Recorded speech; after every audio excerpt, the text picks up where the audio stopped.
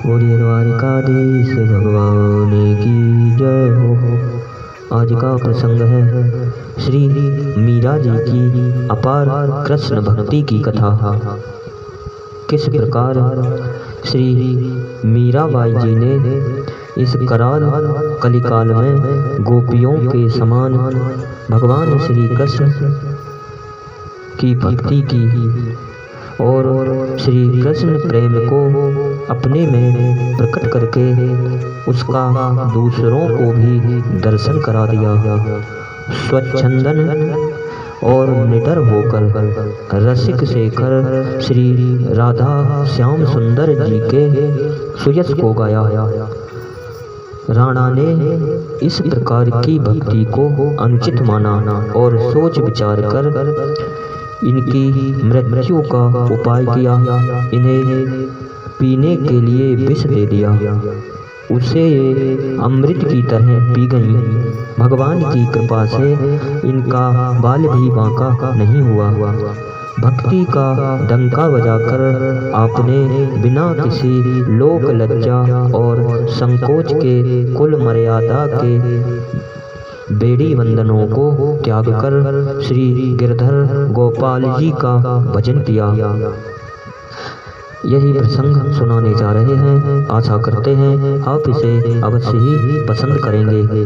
श्री भक्तमाल के अनुसार श्री भक्तिमती श्री मीराबाई जी की जन्मभूमि मेड़ता नगर जोधपुर में थी। बाल्यकाल से आप श्री गिरधारी लाल जी की भक्त हो गई थी। उसके बाद चित्तौड़ के राणा सांगा के पुत्र श्री भोजराज जी से आपकी सगाई हुई। विवाह के समय आपके पिताजी ने नई नई सुंदर मूल्यवान वस्तुएं एकत्र की, परंतु श्री मीराबाई जी का मन तो प्रेम रंगीले श्याम सुंदर में डूब चुका था। जिस समय श्री भोजराज जी के साथ भावरें पड़ रही थीं, उस समय भी आपका मन सांवरे श्री कृष्ण जी के सुंदर स्वरूप में फंसा हुआ था। विवाह के पश्चात जब विदा होकर ससुराल जाने का समय आया तो उस समय इन्हें प्रेम के आवेश में मूर्छा सी आ गई। इनकी ऐसी दशा को देखकर पिताजी कहने लगे कि बेटी, मन में किसी प्रकार का दुख न मानो। जो वस्त्र एवं आभूषण तुम्हें प्रिय हो सो ले लो। उस समय आपके नेत्रों में आंसू भरे हुए थे। आपने पिताजी को उत्तर दिया कि इस धन दौलत से मुझे क्या काम। आप लोग यदि हमें इच्छित वस्तु देकर सब प्रकार से संतुष्ट करना चाहते हैं तो श्री गिरधारी लाल जी को मुझे दे दीजिए। इसके अतिरिक्त और सब धन माल सामान उठाकर रख लीजिए। पिता माता को बेटी मीरा बहुत प्यारी थी, अतः मीरा जी की माता ने रोते रोते श्री मीरा जी को अपने गले से लगा लिया और कहा कि श्री गिरधारी लाल जी को तुम अपने साथ ले जाओ, खूब प्रेम से इनकी सेवा पूजा करो। श्री मीरा जी ने अपनी पालकी में अपने सामने श्री गिरधारी लाल जी को बैठा लिए और उनके नेत्रों से नेत्र मिलाती हुई चली। अपने प्राणपति श्री ठाकुर जी को पाकर आनंद मगन श्री मीरा जी अपने मन में फूली नहीं समाती थीं। इस प्रकार वे राणा भोजराज के भवनों में पहुंच गईं। सास ने इन्हें पालकी से उतारा। रुचि पूर्वक वर दुल्हनी को गांठ जोड़ी गई और उन्हें देवी के मंदिर में लाया गया। देवी जी के मंदिर में पहुंचकर सास ने देवी पूजा की तैयारी की। पहले उसने वर से देवी का पूजन कराया। इसके बाद मीरा जी से कहा, बधू अब देवी जी का पूजन करो। श्री मीरा जी ने कहा, हमारा यह मस्तक तो श्री गिरधारी लाल जी के हाथ बिक चुका है, अब यह किसी दूसरे देवी देवताओं के लिए नहीं झुक सकता। मेरे मन में एक उन्हीं को देखने की, प्रणाम करने की अभिलाषा है। यह सुनकर सास ने कहा, कुल पूज्या देवी जी हैं, इनकी पूजा करने से नारियों का सौभाग्य बढ़ता है, इसलिए तुम हट ना करो। श्री देवी जी के चरणों में सिर रखकर प्रणाम करो। श्री मीरा जी ने सास के हट करने पर बार बार यही कहा कि आप इसे निश्चय करके मान लो कि मैंने सुकुमार भगवान श्याम सुंदर जी के चरणों में अपना सर्वस्व निछावर कर दिया है।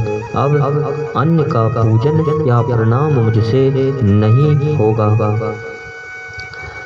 श्री मीरा जी का दो टूक उत्तर सुनकर उनकी सास मन ही मन जल भुन उठी। अपने पति के पास जाकर उसने कहा, यह बहू तो मेरे किसी काम की नहीं है, अभी मेरा कहा ना मानकर उल्टा जवाब देकर मेरा अपमान किया तो आगे चलकर मुझे क्या मानेगी। यह कहकर वह लोहार की धोकनी की तरह जोर जोर से लंबी सांसें लेकर सिसकने लगी। उसकी बातों को सुनकर राणा जी को भारी क्रोध आया और उसने अपने मन में बहू को मार डालने के लिए निश्चय किया। श्री मीरा जी को रहने के लिए अब उसने अलग एक कोठरी दे दी। एकांत स्थान देखकर उन्हें बड़ी प्रसन्नता हुई। वहाँ वे अपने श्री गिरधारी लाल जी को दिन रात लाड़ लड़ाती रहती तथा सेवा पूजा करते हुए उन्हीं के गुणों का गान करती रहती। जिन्हें श्याम सुंदर जी से मिलने की तीव्र उत्कंठा होती है, उन्हें संतों का सत्संग ही अच्छा लगता है। श्री मीरा जी भी सदा साधुओं का संग करती थी। श्री मीरा जी को संतों का संग करते देखकर किसी दिन उनकी ननद ने, जिसका नाम उदाबाई था, उस नदन ने उनसे आकर कहा कि भाभी तुम समझती क्यों नहीं हो, साधुओं से प्रेम करने में कुल को बड़ा भारी कलंक लगता है।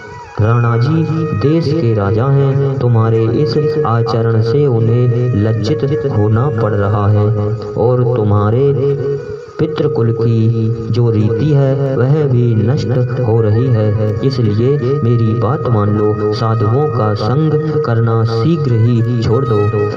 श्री मीरा जी ने उत्तर में कहा कि मेरे प्राण सदा साधुओं के साथ लगे रहते हैं, इसलिए उनके संग में मुझे अपार सुख प्राप्त होता है। मेरे आचरणों से जिसे दुख होता हो उसे मुझसे बिल्कुल अलग ही रखो। उनकी यह बात सुनकर राणा ने दयाराम पंडा के हाथ एक कटोरा विष भगवान के चरणामृत कहकर भेज दिया। श्री मीरा जी ने प्रसन्नता पूर्वक चरणामृत समझकर उस विष को पी लिया। पी लेने के बाद उनके अंग में एक विशेष प्रकार की कांति दिखलाई पड़ने लगी। श्री मीरा जी जब विष पीकर भी नहीं मरी और उन्होंने साधुओं का संग नहीं छोड़ा, तब राणा ने अपने गुप्तचर लगा दिए। उनसे कह दिया कि जब मीरा के पास कोई साधु आकर बैठा हो तभी तुम लोग मुझे सूचना देना, मैं उसी समय उसे मार डालूंगा। यह मैंने दृढ़ निश्चय कर लिया है। श्री मीरा जी के भवन में तो श्री गिरधारी गिरधारी लाल जी नित्य ही विराजते थे। ये उन्हीं के साथ हंसती बोलती और खेलती रहती थी। एक दिन हंसने बोलने की प्रिय ध्वनि गुप्तचरों के कानों में पड़ी। उन्होंने झट राणा को खबर कर दी। खबर सुनते ही राणा अत्यंत अधीर हो गए। तलवार लेकर जल्दी जल्दी दौड़े और द्वार पर उन्होंने पुकार कर कहा कि किवाड़ खोलो। श्री मीरा जी ने किवाड़ खोल दिए। राणा को कोई साधु नहीं दिखलाई पड़ा। वहाँ अकेली मीरा जी ही थी। राणा ने फटकारते हुए उनसे पूछा कि जिसके प्रेम रंग में तू रंगी है, जिसके साथ हंस बोल कर रही है, वह मनुष्य कहाँ गया, मुझे जल्दी बता। तब मीरा जी ने श्री ठाकुर जी की ओर संकेत करके कहा, वह मेरे प्राणनाथ पुरुषोत्तम तुम्हारे सामने ही तो विराज रहे हैं। वे तुमसे लज्जा नहीं करते। अब तुम भी आंखें खोल कर देख लो। क्या श्याम सुंदर साज श्रृंगार से सजे हुए हैं। राणा खिसिया कर चिढ़ गए। किंकर विमूढ़ होकर ऐसे स्तब्ध हो गए मानो दीवार पर कोई चित्र बना हो। थोड़ी देर बाद वहां से वापस लौट गए। क्षण भर के लिए उनके मन में आया कि मीरा के साथ ठाकुर जी ही लीला कर रहे हैं। फिर भी राणा के मन में सद्भाव उत्पन्न नहीं हुआ और श्री मीरा जी अपने प्रभु के प्रेम में मग्न होकर सारे जग की लोक लाज को छोड़कर नृत्य करती हुई और इस प्रकार मधुर स्वर में गा रही हैं। संतन ढिंग बैठ बैठ लोक लाज कोई, चुनरी के किए टूक ओढ़ली नीलोई। असुवन जल सींच सींच प्रेम वेली बोई, अब तो वेली फैल गई आनंद फल होई। दूध की मथुनिया बड़े प्रेम से बिलोई, दध मत घृत काढ़ लियो छाछ पियो कोई।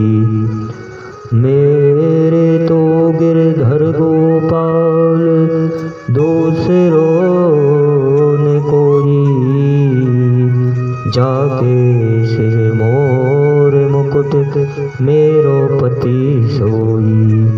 जाके सिर मोर मुकुट मेरो पति सोई।